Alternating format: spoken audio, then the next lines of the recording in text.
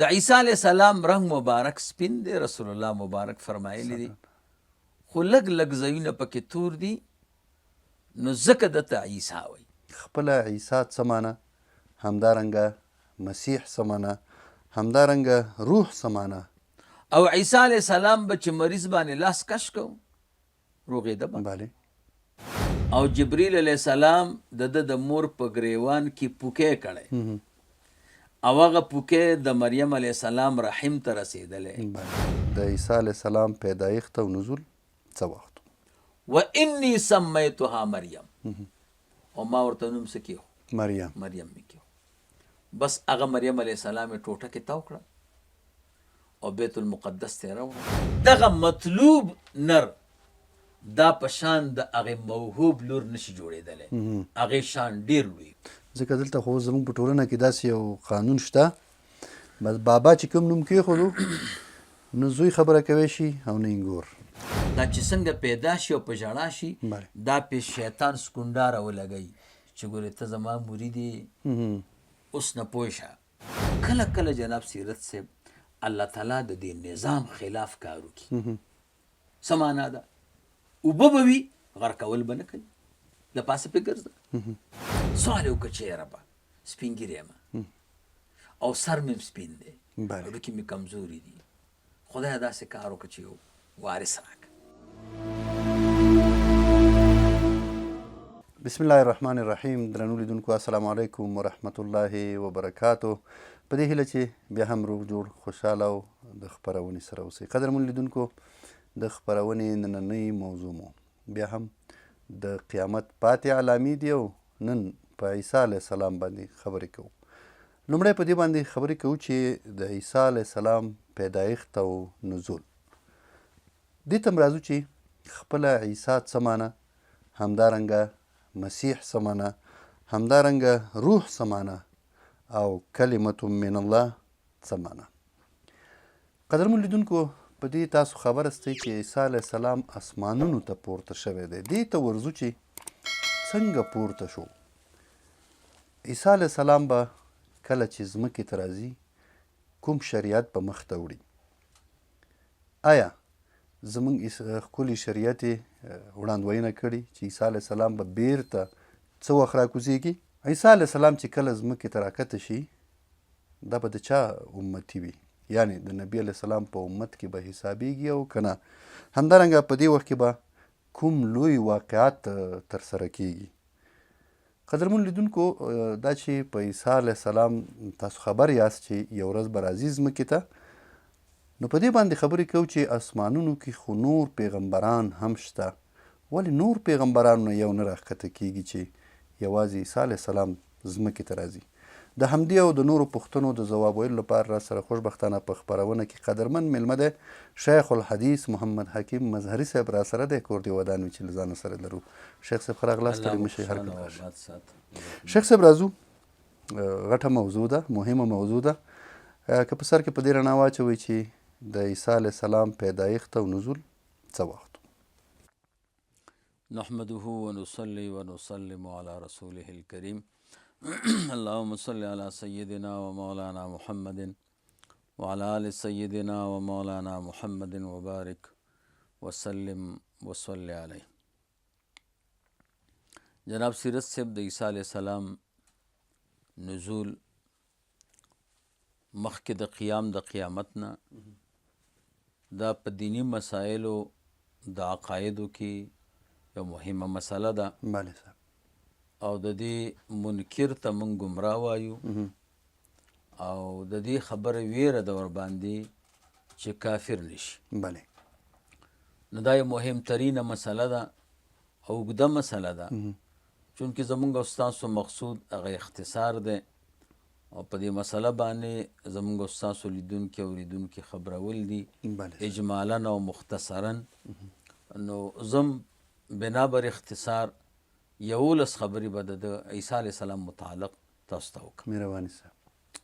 اول نمبر خبره د عیسی علیه السلام متعلق 15 الفاظ استعمالیږي قرآن کریم کې او احادیثو کې. اول نمبر نوم عیسی دی. عیسی علیه السلام ته عیسی ولې وایي؟ جناب سیرت صاحب دا خبره ذهن کې کېښودل پکار دي چې یو زمونږ او ستاسو د بچیانو نومونه دي دا د کمال نه نه ډک دا کیف متفقه دي. بله صاحب. بیکاره سړی ښکلی نوم ورته کېږي، ښکلی سړی کمزوری نومي. پیغمبران علیهم السلام نو نومونو انتخاب الله کړی. بله. د پیغمبر چې کوم خصوصیت دی هغه په دې نوم کې را جمع کړی. بله. نو د هر پیغمبر د نوم جدا کمال دی او خپله معنی. د عیسی علیه السلام د لفظ د دې نوم د عیسی کې د علماو 3 قوله دي. بله. یو قول دا دی چې دا لفظ عبری دی، عبرانی اصل دی. بله. عربي ته جوړه شوې ده. عبرانی کې دا اصل کې و یشوع. دویم قول دا دی چې نه دا ارامی قول دی، لغت دی، دې ته لغت ارامیه وایي. بله. او په لغت ارامیه کې عیسی په اصل کې ایشوع. بیا عربي 2 قسمه ده، یو ته خالص عربي وي، یو ته معربه وي. معربه هغه عربي ته وي چې د بلې ژبې نه یو لغت را واخلي او عربانی خپل ژبه کې استعمال کی، نو هغې کې تغییر او تبدیل پکې وکړي چې د دوی د لسان سره برابر شي. نو دا چونکې یشوع یا ایشوع نو دې کې حذف وکړو، قلب وکړو. بله. یعنی عین مخکې راوړو، شینی په سین بدل کو او آخره کې الف مقصوره ورکو. بله. نو عیساش لغت عبری کې د دې څه معنا وه؟ لغت عبری کې چې یشوع دی معنی د مخلص. بله. ښکاره خبره دا ده چې عیسی علیه السلام مخلص و، یو مخلص بنده و. لغت ارامی کې د دې نوم دا اصل کې ایشوع. ایشو په لغت ارامی کې دا مبارک ته وایي. ښکاره خبره دا ده چې عیسی علیه السلام مبارک و. دریم قول دا دی چې دا عربي ده، خالص عربي ده، او دا د لفظ د العیس نه وتلی. بله. عیس چې دی هغه چاته وایي، هغه اوښ ته وایي چې هغه سپین وي، لږ لږ توروالی پکې. ابیض مشرب بالسواد، سپین خو دې کې توروالی لږ لږ راغلی. د عیسی علیه السلام رنګ مبارک سپین دی، رسول الله مبارک فرمایلی دی، خو لږ لږ ځایونه پکې تور دي، نو ځکه دته عیسی وایي. نو اصل چې دی دا عربي ده. دویم نمبر لفظ چې د عیسی علیه السلام په باره کې استعمالیږي دته ابن مریم وایي. ابن مریم ورته ځکه وایي چې پلار خو یې نه و، نو مور ته نسبت کیږي. نو د مریم څه معنا ده؟ دې باندې به بحث رام شي. د مریم معنا 2 دي، یو معنا د عابده او هغه عابده، دویمه معنا د خادمه، او مور د بیت المقدس لپاره د خادمۍ په طور د دې انتخاب کړ. دریم نمبر لفظ چې استعمالیږي د عیسی علیه السلام دپاره ته مسیح وایي. عیسی علیه السلام ته مسیح ولې وایي؟ دا دې کې 2 قول دي.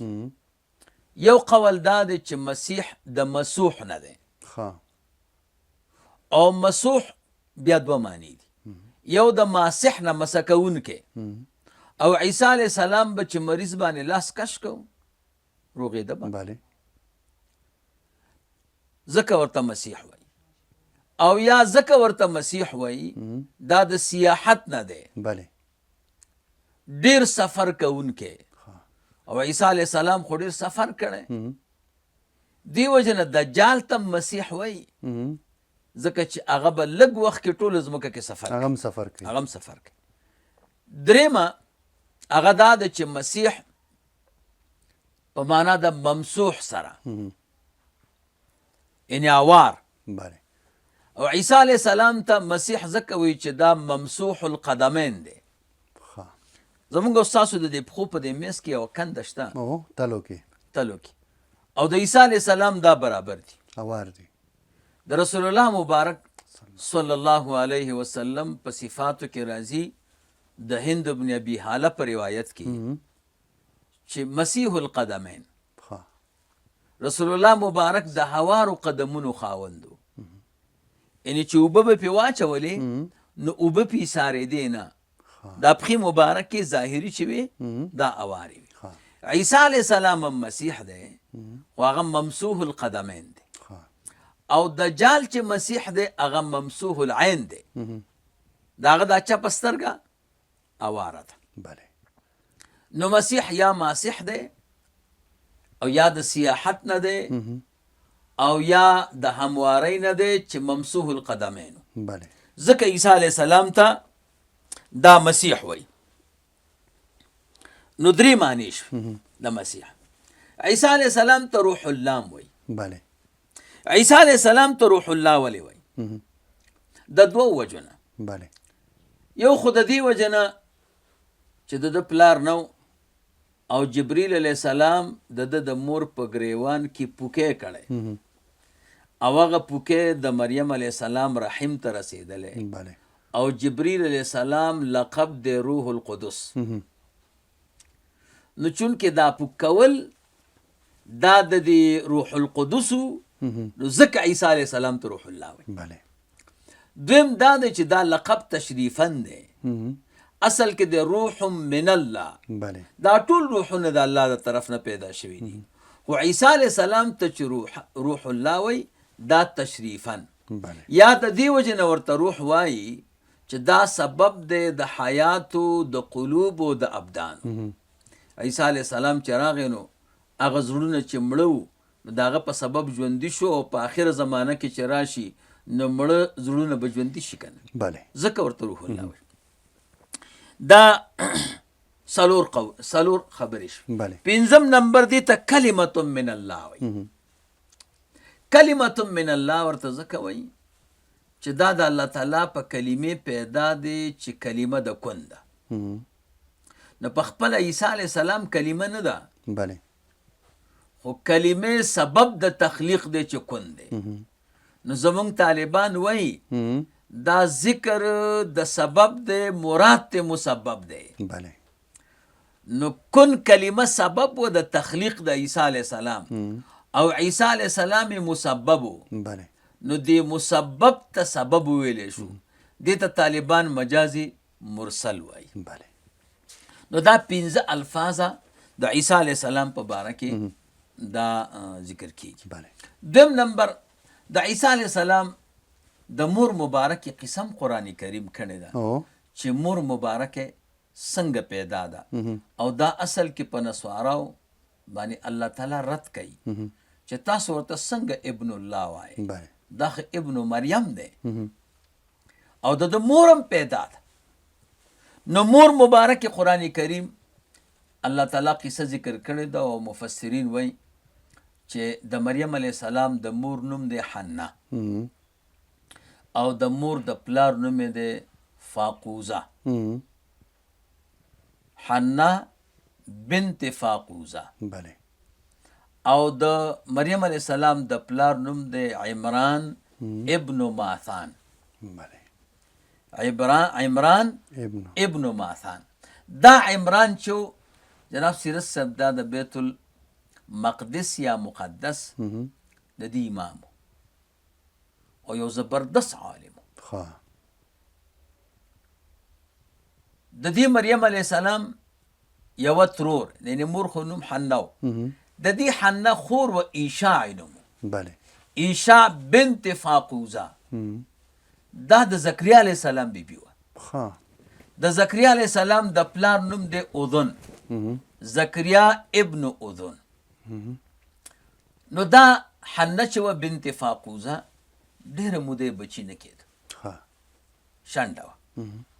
یو ورځ را روانه وه په لاره کې، ونه کې چې وکته یو مرغۍ خپل بچي ته خوراک ورکوي او جناب سیرت صاحب د کومو زنانو چې بچي نه وي هغوی ډېر ارمان دي. بله اکثر وایي چې ما ته دې کنځا کړی وی او ما ته دې سر مات کړی وی خو چې زما بچي وی. بله بله دی چې دا حالت وکته چې دا مور لګیا ده او دا مرغۍ دا خپل بچي ته خوراک ورکوي، دغه وخت کې سوال وکړو او وی فرمیل ای ربه که بچی دې راکړو بله نو ستا دپاره په ما یو نظر دی او نظر دا دی چې زه به دا خپل بچی ازادومه دپاره د خدمت د بیت المقدس خادم به دا به د بیت المقدس بس خادم او هغه وخت کې جناب سیرت صاحب دا روا و ها یعنې که یو سړی خپل بچی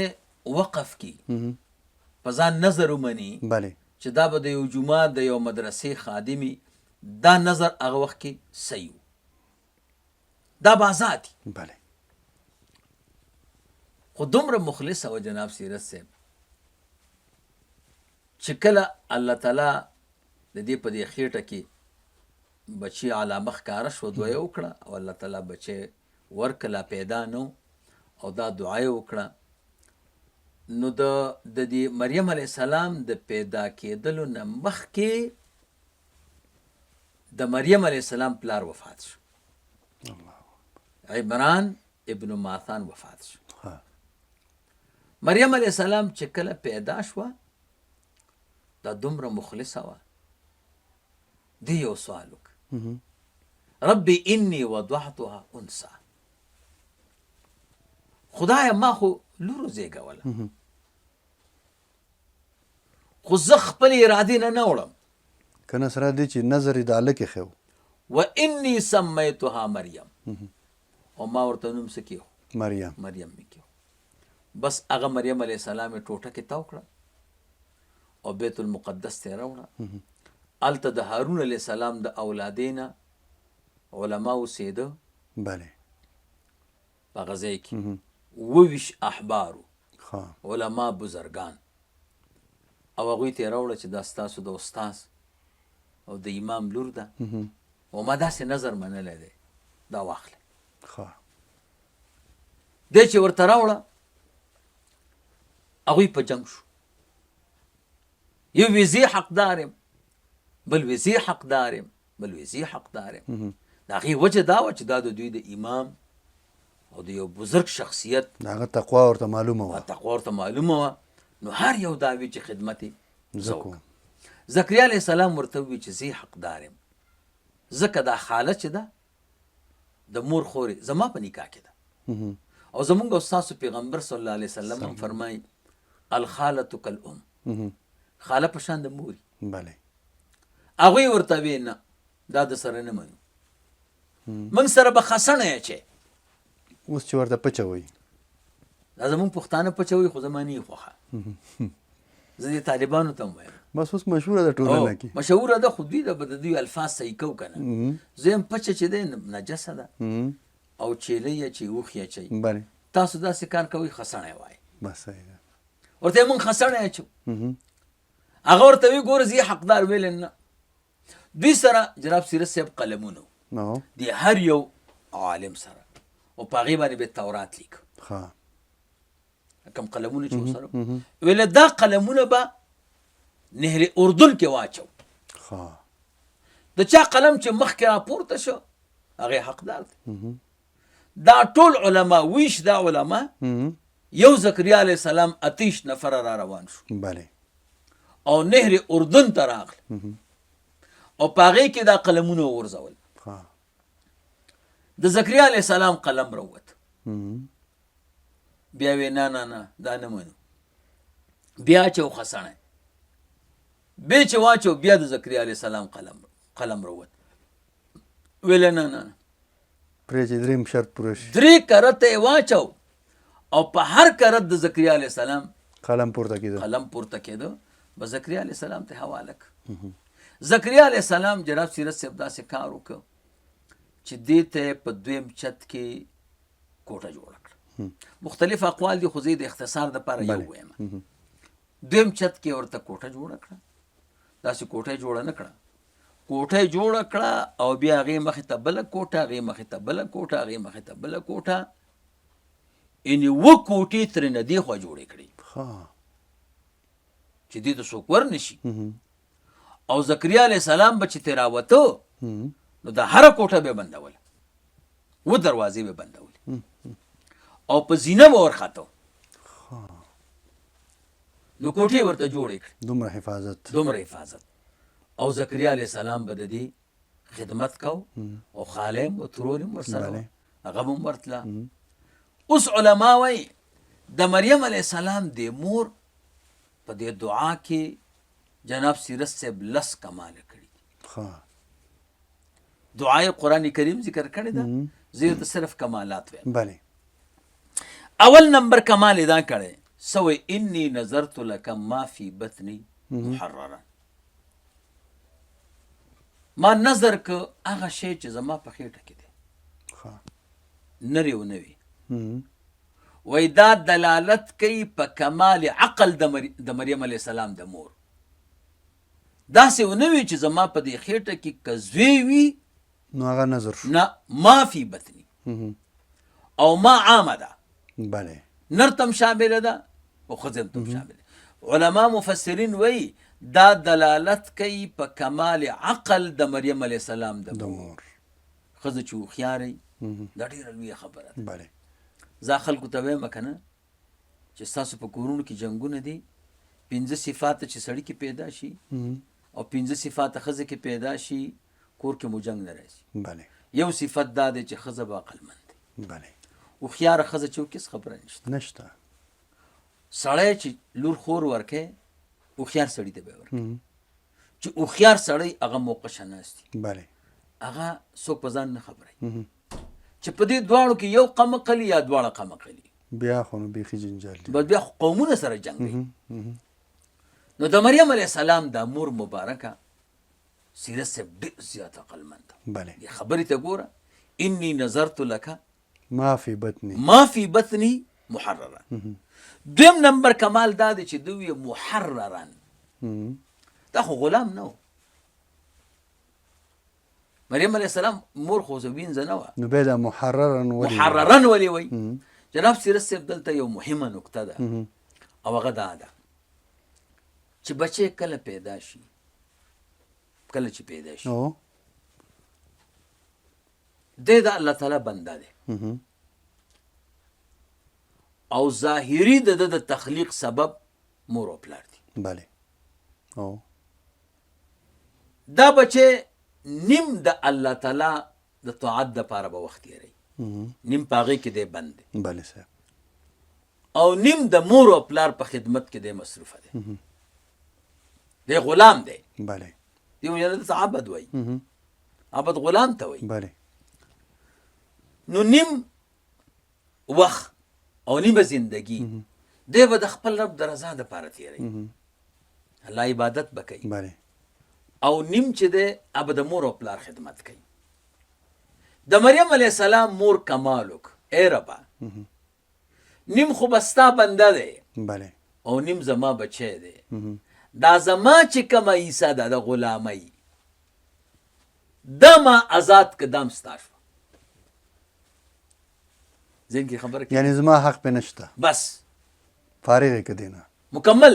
یعنې نیم خو به ستاسې م عبادت کوي، ستا خالق او مالک یې، خو دا نیم خو به زما خدمت کوي، د مور او پلار خدمت به کوي. خدای دا کومه عیسه چې زما ده دې کې محرران دی، دې نه ورته تېره شوه، به دې نه زه تېره یم، نو دا ټوله زندګي به ستا د خدمت دپاره تېروي. یو کمال دا. دریم نمبر نکته، کله چې مریم علیه السلام پیدا شو نو څه وایي؟ انی وضعتها انثی، خدایه ما خو جلکۍ وزېږوله. داسې نه وایي چې خدای تا خو ما ته لور راکړه، نسبت الله ته نه کوي، چا ته کوي؟ ځان ته کوي. اگر که لور ورکولو والا هم الله دی، زوی ورکولو والا هم الله دی، لیکن د لور نسبت ځان ته کوي. وی دا مقام د ادب دی. دا مسله ده چې د کوم شي حقیقت ورکړه د الله د طرف نه خو د انسان د طبیعت خلافي، نو ادب دا دی چې د هغې نسبت به الله ته نه کوي. او دا څومره مؤدبه وه، دومره مؤدب و چې کمال یې وکړو. ابراهیم علیه السلام ته نمرود وایي ستا رب څوک دی؟ وی زما رب هغه ذات دی چې ما ژوندی کوي او ما مړ کوي. خو چې کله ځان مریض کم و اذا مرضتو، کله چې زه ځان مریض کم نو فهو یشفین، هغه بیا ما ته شفا راکوي. داسې ابراهیم علیه السلام نه و اذا امرضني، کله چې ما مریض کی، ځکه دا مرض د انسان د طبیعت خلاف شی دی. نو ادب دا دی چې د دې نسبت به الله تعالی ته نه کوي، ځان ته به نسبت کوي. زموږ پښتانه دې کې احتیاط نه کوي، جب کې چې ورسره روپۍ نه وي الله هم پاک دربار هم پاک. دا د بېادبۍ لفظ دی. الله چې پاک دی د نقصاناتو نه پاک دی، او ستا جیب خو د کمال نه پاک دی. همداسې ده. مسواک چې پیدا کړي وي دا الله شان دی چې مسواک مې پیدا دا خو ستا شان دی.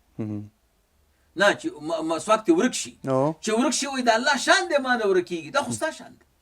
چې پیدا یې کړي بیا نه وایي نه چې روپۍ ته ورکې شي، الله شان دی چې بس روپۍ مې جیب کې نه ټینګېږي، او چې پکې ټینګې شي بیا داسې نه وایي چې د الله شان دی، خپل کمال ټینګېږي دا خو ستا شان دی. نو دقسې الفاظو کې جناب سیرت صاحب چې د الله تعالی سره خبرې کېږي، د رسول الله مبارک سره په کار دا دی چې دې کې د ادب نه کار واخیستلی شي. نو کمال یې دا وکړو. موږ او تاسو ته چل وښودو چې د الله متعلق خبرې کوئ نو اگر که هغه شی د الله د طرف نه دی، خو چې ستاسو د طبیعت خلاف دی، نو د هغې نسبت به الله ته نه کوئ. دې وجې زموږ علما وایي حرام معلوم رزق دی. حرام مال چې غلا کوي او بیا په ډوډۍ والي دا د الله طرف نه رزق دی، خو ده لږه جلتي وکړه، طریقې غلط استعمال کړه. خو حرام مال ته رزق به نه وایي ادبا، د ادب د وجې نه به ورته رزق نه وایي. څلورم نمبر الله تعالی کمال وکړو.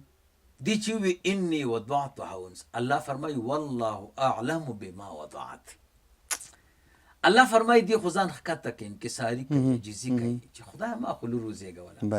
خو الله وایي دې ته چې دته چې ما کومه لور ورکړه دې ته د هغې په شان زه خبر یم چې څومره لوی شان لري، چې دا څه ډول دا د عجایباتو نه ډکه ده. دا د عیسی علیه السلام د شخصیت غوندې مور ده. نو تا ته خو نه ښکاري، تا ته خو جلکۍ ښکاري، خو د شان نه الله وایي زه خبر یم. نو سړی به لور ته سپک نه ګوري. جناب سیرت صاحب زموږ ستاسو پښتنو کې دا ده چې د چا لور پیدا شي نو خفه کېږي. یعنې زه به درته دا بله ورځ کیسه وکړم، حتی څوک ممپلي هم نه راوړي چې توضیح کړي. ممپلي څه کوي چې پرون راته یو ښځې زنګ والی دی او راته یې وي چې امید مې دی خو کیدی شي چې بچی مې پیدا شي. خاوند راته وویلې که لور دې پیدا شوه نو زما کور کې بیا نه اوسېږي. نو ما وی دا میړه چې دی دا زناور دی، ښه ده چې د ده نه لاړه شي. دا بچي ورکولو والا، لور ورکولو والا، زوی دا الله دی که دا ښځه ده؟ یعنې دومره جهالت په خلکو کې، دومره اوس هم خلک نه پوهېږي، دومره زناور دي اوس هم. نو الله تعالی فرمایي چې ته خو خفه شوې چې لور درته درکړی، خو والله اعلم بما وضعت. الله تعالی ډېر خبردار دی په شان د هغه لور چې تالی درک. دا کوم بچی چې پیدا شو دا دومره لوی شان والا دی. نو جناب سیرت صاحب چې موږ تاسو بچی غواړو او الله تعالی لور راکړي نو کې کمالي. پنځم نمبر دا دی الله فرمایي ولیس الذکر کالانثی، ولیس الذکر المطلوب کالانثی الموهوب. علما وایي څوک چې د الله تعالی نه زوی غواړي او الله لور ورکي، دغه مطلوب نر دا په شان د هغې موهوب لور نشي جوړېدلی، هغې شان ډېر لوی وي. او اوس هم جناب سیرت صاحب موږ او تاسو چې سوچ وکړو لور چې څنګه مور او پلار باندې خفه کېږي دومره زوی نه خفه کېږي. همداسې ده. حالانکې موږ او تاسو لور ته حصه هم نه ورکوو، او ستاسو خبره چې ممپلي هم ورته نه راوړو، هغه د چا د غم نه وړو، دا زیری که څوک راکړي چې مبارک شه لور دې پیدا شوه پې خفه کېږو، تسلیت ورته او دا د جاهلیت د دور خبرې دي. قرآن کریم ذکر کړي دي. الله فرمایي وإذا بشر أحدهم بالأنثى ظل وجهه مسودا وهو كظيم يتوارى من القوم من سوء ما بشر به أيمسكه على هون أم يدسه في التراب. الا ساء ما يحكمون. نو دوی ته چې الله وایي د لور زیری ورکړي دا مخې تور شي، خلکو نه پټېږي. او دا زموږ ټولنه کې شته، او دا د جاهلیت د دور او اوس هم شته. ښه صحیح شته. نو الله فرمایي ولیس الذکر کالانثی، کم نارینه چې تا غوښتو هغه په شان د هغې زنانه نه دی چې تا له مې درکو. شپږم نمبر کمال یې کړی، وایي و انی سمیتها مریم، ته نوم کېښود مریم. بله جناب سیرت صاحب چې د چا لور او زوی پیدا شي د دې نوم کېښودل د چا حق دی؟ د پلار حق دی که د مور حق دی؟ دا د پلار حق دی. مور په ماشوم باندې نوم نشي کېښودلی. شیخ صاحب خسر پکې حق لري؟ خسر نه، د پلار حق دی. نو خسر به د پلار سره مشوره وکړي. ځکه دلته خو زموږ په ټولنه کې داسې یو قانون شته، بس بابا چې کوم نوم کېښودو نو زوی خبره کوی شي او نه انګور. دا خو د رسول الله مبارک صلی الله علیه وسلم خبرې دي او هغه په تیږې کې کرښې دي چې په آخر زمانه کې به ښځې د نارینه و قبله وګرځي. خسر خو د ښځې پلار ته وایي. بله نو کنې دا حق د هغه نه دی. نوم کېښودل دا د پلار حق دی. نوم به څوک دی؟ پلار. رسول الله مبارک فرمایي حق الولد علی الوالد ثلاثة اشیاء، د بچی حق په پلار باندې درې دي. بله ان یحسن اسمه اذا ولد، کله چې پیدا شي ښه نوم به ورته ږدي. و ان یعلمه الکتاب اذا ادرک، بله کله چې کله په خبرو شروع شي پوه شي نو دته به قرآن کریم ښیي. و ان یزوجه اذا ادرک، او واده به ورته کوي چې کله بالغ شي. نو ان یعلمه الکتاب اذا عقل، پوه شي قرآن کریم به ورته ښیي. او ان یزوجه اذا ادرک. نو حق د نوم کېښودلو د چا دی؟ د پلار. اوس مریم علیه السلام وی و انی سمیتها مریم، د مریم علیه السلام مور وی ما ورته نوم مریم کېښو. نو ستا خو حق نه و. وی د دې نه معلومیږي چې د مریم علیه السلام پلار وفات شوی. بله دغه وخت کې پلار نه و. نو چې پلار نه وي بیا د نوم د کېښودلو حق بیا د مور دی. بله وم نمبر کمال دا کړی سوی و انی سمیتها مریم، ما ورته نوم مریم کېښو. څه معنا ده؟ مریم معنا عابده. خدای تا سره خو ما یو وعده کړې وه چې انی نظرت لک ما فی بطنی محررا، زما په دې خېټه کې چې څه دی دا به آزاد وي د پاره د خدمت ته بیت المقدس. اوس چې لور شو دا خدمت نشي کولی. نو خدای زه د خپل نیت نه واپس کېږم. که خادمه نه وي نو عابده خو دې شي که نه. مریم معنا عابده، یا د مریم معنا خادمه، قایم مقام د دې خادم شي.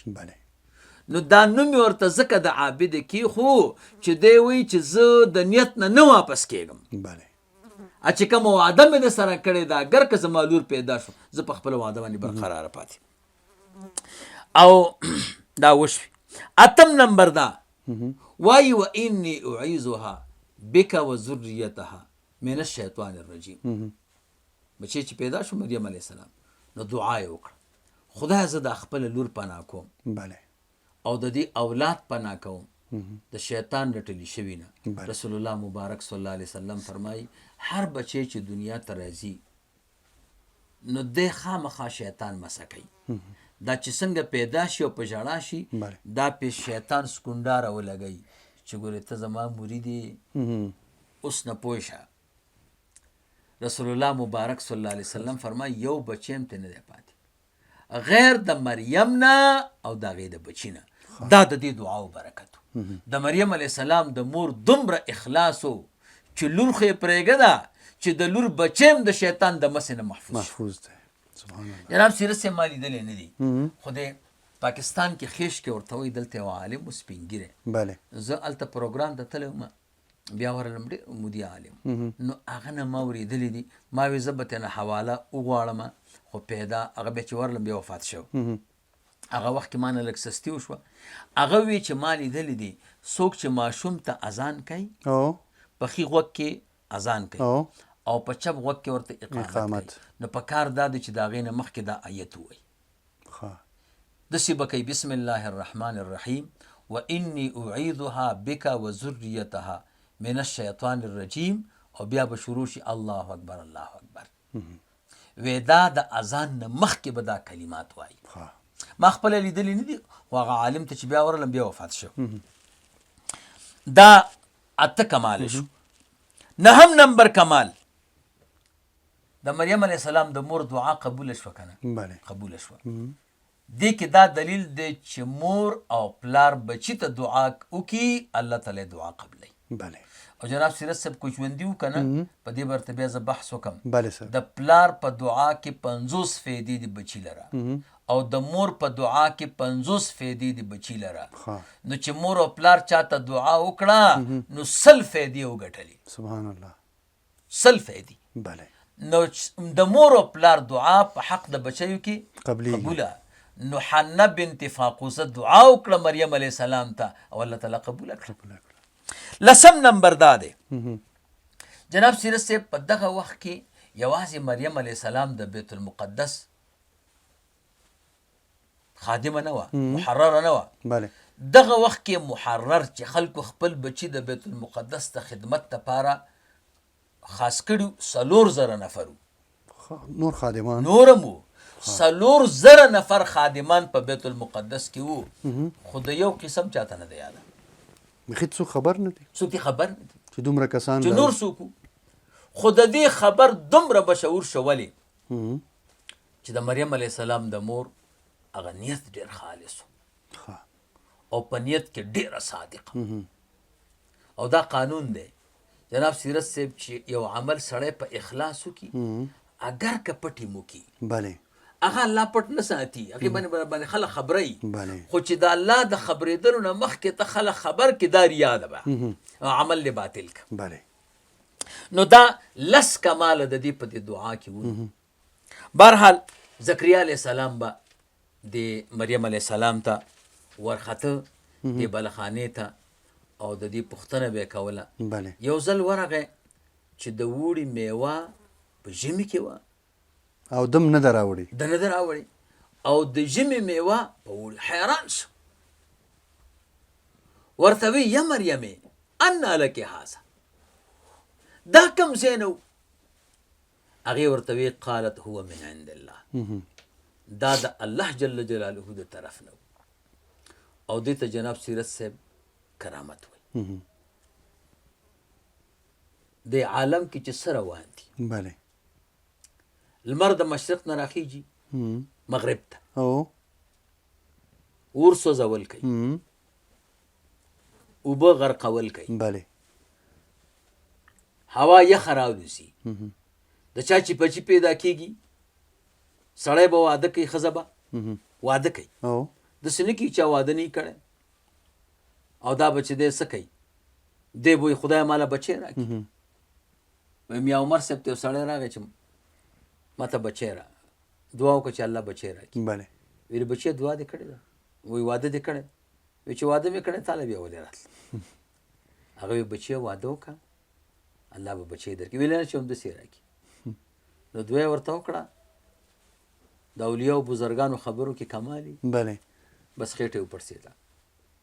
خلکو ورته څه کوي چې آرټسټ یې وکړه که بچی و. ډاکټرانو ورته وي چې دا دې څه چل کړی سړی و بچی. نو ده ورته قیصه وکړه. وایي چې بیا هم یا عمر صاحب ته لاړ نه شي که نه نو مسله دې نه حل کېږي. ورغی چې صاحب بس ما غلطي کړې ده. وایي ناخونګیري راواغستو او خېټه یې ورته لږ سوره یې کړه بس هوا تې ووته. دې ته کرامت وایي. دا عالم کې چې څه دي که نه دا چې کوم موږ تاسو په سترګو ښکارو دې ته کرامت نه وایي. لمر د مشرق نه راخیږي مغرب ته دې ته موافق للعادت کار وایي. صحیح شوه؟ اور سوځول کوي دا موافق د عادت دی. اوبه غرقول کوي موافق د عادت دی. ښځه او سړی چې واده وکړي بچي پیدا کېږي دا موافق. کله کله جناب سیرت صاحب الله تعالی د دې نظام خلاف کار وکړي. دا څه نظام چې چلیږي د خلاف د دې خلاف کار وکړي. څه معنا ده؟ اوبه به وي غرقول به نه کوي د پاسه پې ګرځه. اور به یي سوځول به نه کوي لکه ابراهیم علیه السلام چې ونه سوځو. سړی به واده نه کړی، لور به پیدا شي، آدم علیه السلام، حوا بیبي ته پیدا شو. بله. ښځې به واده نه کړی، میړه به نه وي، الله به بچی ورکړي عیسی علیه السلام. نه به پلار نه به موري، او الله پیدا کړي آدم علیه السلام. بله صاحب.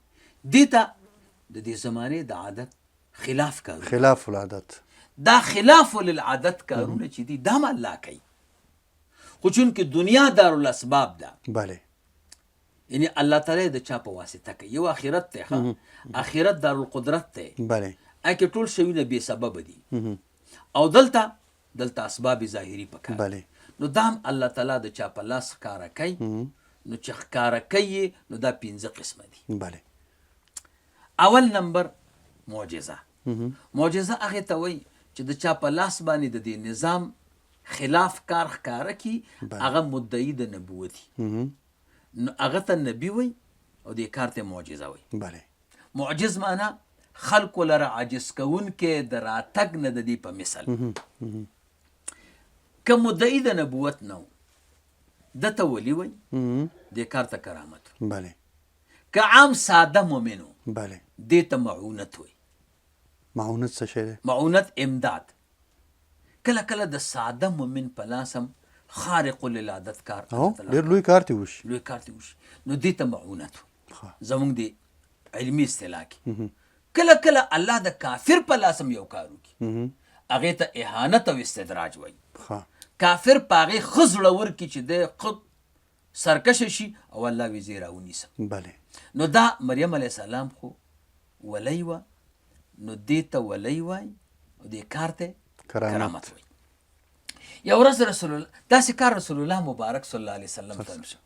فاطمه الزهرا رضی الله تعالی عنها هغې لږه ډوډۍ راوړه په یو تال کې، په یو مجمع کې لږه ډوډۍ وه او لږه غوښه وه. ما خو تاسو ته وي چې مور خو دې لور ته مور او پلار ډېر ګران، او بیا رسول الله مبارک غوندې پلار، او بیا د فاطمه الزهرا رضی الله تعالی عنها غوندې لور، دا به چېرته پیدا شي؟ نو هغې ته خو پلار یاد و چې وږی دی، نو لږه ډوډۍ را پیدا کړې وه، لږه غوندې غوښه دی په یو دغه کې راوړه، په یو تال کې، یو غوري کې، او رسول الله مبارک صلی الله علیه وسلم ته یې راوړه. دا د حدیث یو کتاب د معجم طبراني ورته وایي، هغې لیکلی چې رسول الله مبارک هغه وخوړه، نو بیا په هغې باندې دسمال واچو، او بیا فاطمه الزهرا رضی الله تعالی عنها ته هغه دغه چې و هغه دغه غوری پاتې هغې ورک، ویل دا واخله تا ډوډۍ را لېږلې وه. هغې چې ترنه دسمال لري که دسترخوان، هغه مجمع د غوښو نه ډکه، الله اکبر، او د ډوډۍ نه ډکه. هغه حیران شوه. رسول الله مبارک صلی الله علیه وسلم ورته فرمایي، فاطمې انا لکې هذا، دا د کم طرف نه دي؟ هغې فوراً د مریم علیه السلام جواب وکړ، قالت هو من عند الله ان الله یرزق من یشاء بغیر حساب.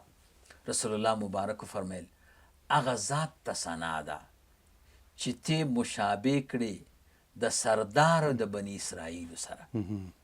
او بیا حضرت علی صاحب راوغوښته او حسنین مبارکین یې راوغوښته او رسول الله مبارک او په خپله دوی ټول وخوړه، ښه ماړه شو، او دومره غوښه زیاتي شوه چې بیا فاطمه الزهرا رضی الله تعالی عنها په محله کې چې څومره ګاونډیان وو که نه، په دې ټولو باندې تقسیم کړه او هر یو ته پوره پوره غوښه ورسېده. سبحان الله.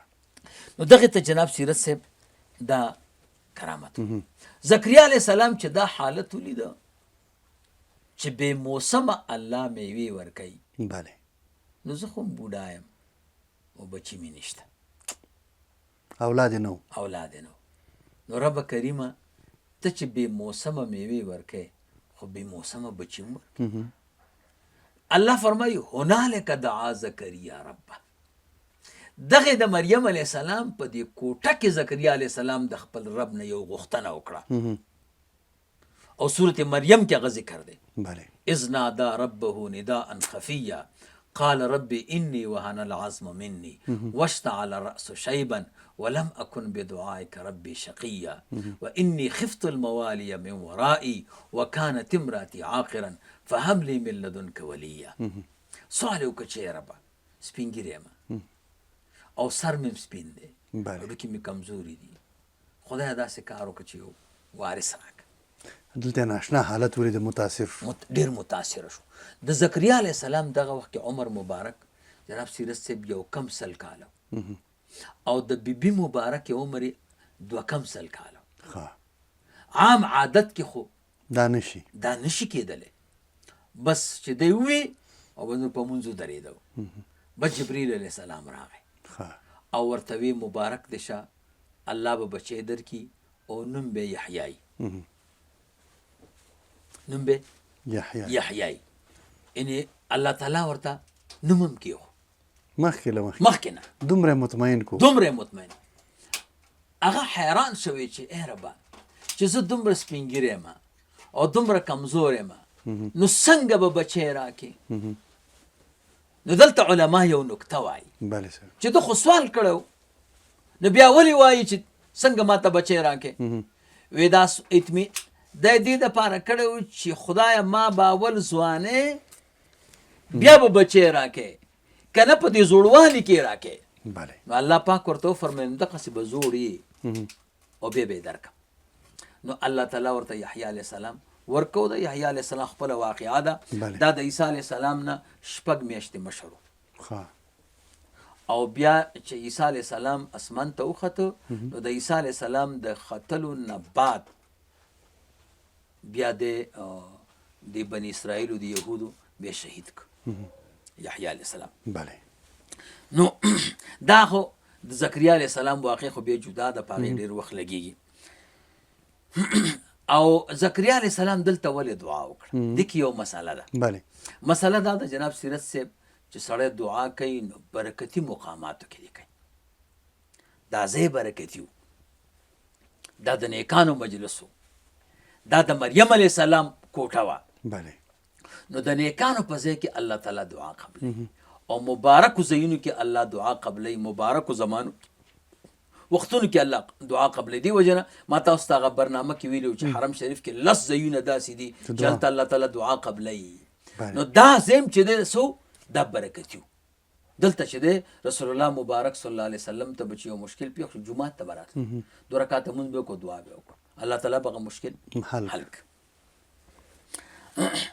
اوس مسله داسې ده جناب سیرت صاحب چې 4 زنانه چې دي دا رسول الله مبارک فرمایي ټولو کې افضل ترین دي یو مریم بنت عمران او دویم خدیجه بنت خویلد د رسول الله مبارک بیبي خدیجه الکبرى رضی الله او دریم نمبر فاطمه بنت محمد صلی الله علیه وسلم او 4م نمبر آسیه امرأة عمران او دې ځای کې جناب سیرت صاحب داسې عجایبات دي که ورځم پې نو ګنټې پې لګېږي خو دا به انشاءالله بیا نور برنامو کې واورو چې په دې کې 10 قسمه زنانه داسې دي چې الله تعالی ورته دنیا کې زیری د جنت ورکړی موږ او تاسو خو 10 مبشره په سړیو کې اورېدلي دي په ښځو کې هم نه دي اورېدلي نو ښځو کې هم شته نو جناب سیرت صاحب دا زموږ ستاسو د برنامې او د سبق 2 خبرې تېرې شوې ډېره مننه شیخ صاحب کور مو ودان الله مو خوشحاله او آباد ساته عزتمند شي صاحب درنو لیدونکو له تاسو هم مننه دا چې زموږ د خپرونې د پای شیبې دي او په کوم په خپرونې په پیل کې چې کومې پوښتنې ما در سره شریک کړي کوم معلومات مو در سره شریک کړل نو دا خو په یو خپرونه کې نه راځي انشاءالله پاتې برخه په دې خپرونه کې خو د مریم علیه السلام دنیا ته راتګ او د عیسی علیه السلام د هغه نومونو په مفهوم او معنا باندې تاسو پوه شوئ انشاءالله باقي پاتې هغه موضوعات چې مو د خپرونې په سر کې تاسو سره شریک کړي وو چې د عیسی علیه السلام پیدایش دی همدارنګه عیسی علیه السلام څنګه اسمانونو ته پورته شو همدارنګه عیسی علیه السلام به څه وخت ځمکې ته راځي او کوم قانون به چلی د نبی علیه السلام په امتي کې به حسابېږي که نه او دې ته ورته نورې پوښتنې چې مو له تاسو سره شریکې کړې انشاءالله په راتلونکي خپرونه کې به په دې باندې تفصیلي خپرونه کوو تر بیا چې ستاسو په درانه خدمت کې حاضرېږو تر هغې مو په لویه مهربانه رب سپارو هر چېرې چې یاست روغ جوړ خوشحاله اوسئ